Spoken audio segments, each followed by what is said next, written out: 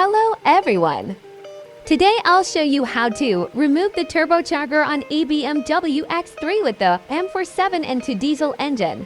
M47Tu to D20. The job isn't too difficult, but it does require attention and care. Let's get started. Preparation. First of all, disconnect the battery terminal, just to be safe. Then we begin disassembly. Remove all plastic covers. Then unbolt the cross brace. It's held by 4 bolts using a 13mm socket. After that, remove the air filter housing.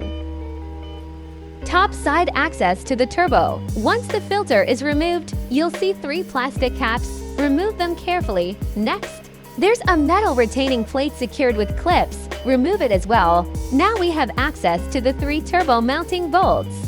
Unscrew them using a 12mm triple square multi-spline socket. You can either fully remove them now or just loosen them and leave them for later. Pipes and all line. Next, disconnect the intake pipe from the air filter to the turbo. Below that, remove the intercooler hose. Then, using a 14mm wrench, disconnect the turbo all line from the top side. Unplug all electrical connectors that are in the way, including the lambda sensor connectors. Work from underneath. Now we move underneath the car. Remove part of the exhaust pipe. On one side it's secured with a clamp, and on the turbo side it's held by 2 bolts using a 15mm socket. Remove those bolts and move the exhaust pipe aside. Final turbo removal. At this point, only a few steps remain. Disconnect the electrical connector from the turbo.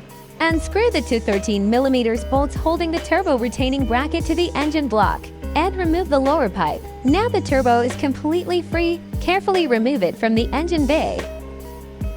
Install the new turbocharger in place. Reassemble everything in reverse order, making sure all connections are secure. Thanks for watching. Subscribe to the channel for more useful repair videos. See you next time.